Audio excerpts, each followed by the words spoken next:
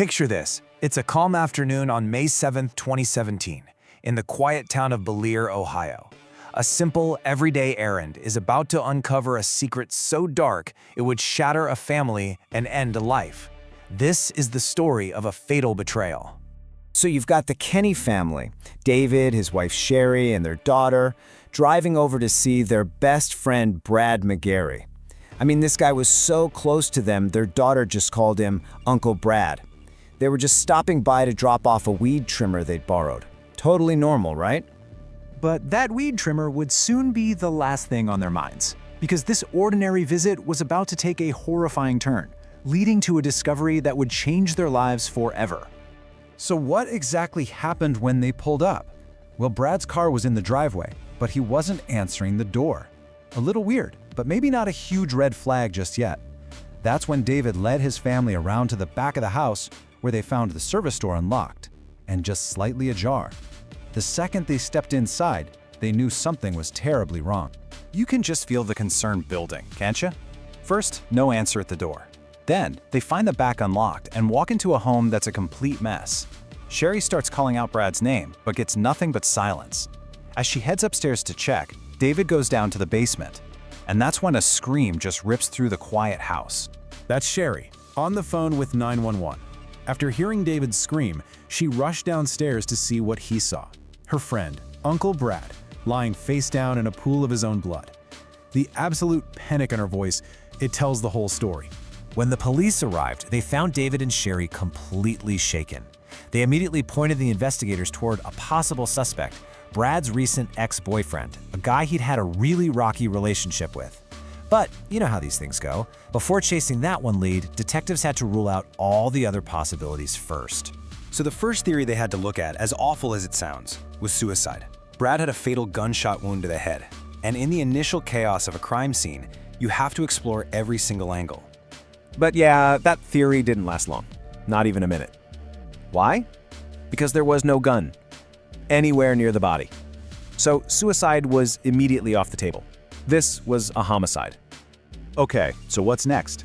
Well, detectives took a hard look at the state of the house. It was ransacked, a total mess, which definitely suggests the robbery gone wrong, but something about the scene just didn't sit right with the experienced investigators. And you know what? Their instincts were spot on. When they looked closer, they realized that even though the house was a wreck, valuable things like a laptop and a wallet were sitting right there, untouched. It was clear this scene was staged, a really clumsy attempt to throw them off the trail. With robbery ruled out, detectives had to consider another, darker possibility. Brad was an openly gay man who worked as a coal miner in a pretty conservative, working-class town. Was it possible he was targeted because of his sexuality? This theory also fizzled out fast. When police interviewed Brad's colleagues at the mine, they all said the same thing. Brad wasn't just tolerated, he was genuinely well-liked and respected by everyone. There was zero evidence of any prejudice or conflict. And just like that, the investigation stalled. They were at a dead end. For 2 full days, the case went absolutely nowhere. No weapon, no clear motive, and no suspects. Investigators were running out of road. And then, an interview with Brad's cousin completely blew the case wide open, revealing a secret Brad had been hiding for years. And this was it. This was the moment. The cousin told detectives that on the very day he died, Brad was supposed to be meeting up with his secret lover, a married man he only ever called DJ. They'd been having this affair for years, and nobody knew. All of a sudden, the entire investigation came to a grinding halt and pivoted to this one single question. Who was this mysterious DJ? He was the last person scheduled to see Brad alive, so finding him became priority number 1. And the answer to that question, well, it didn't just give them a new lead. It turned the entire case completely upside down. The focus of the investigation shifted, landing on the one person nobody, and I mean nobody, would have ever suspected. DJ, Brad's secret lover of many years, was David Kenny. Yep, the same David Kenny, the man who found the body, the grieving best friend who stood right by his wife while she made that frantic 911 call. And once they had his name, the evidence against David just came flooding in. They recovered deleted text messages setting up the meeting for that day. His own phone's location data put him at Brad's house earlier that afternoon, long before he showed up with his family to discover the body. A neighbor's security camera confirmed it. And when the police confronted him, his story started changing, and fast. So, David's cornered. He finally admits he was there earlier, but he spins this story about self-defense. He claims Brad came at him with a gun and that it went off during a struggle. But the forensic evidence? It told a very different and much darker story. The autopsy showed Brad wasn't just shot once, he was shot twice, execution style, in the back of the head.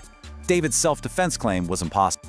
With the physical evidence just completely shredding his story, the path for law enforcement was crystal clear.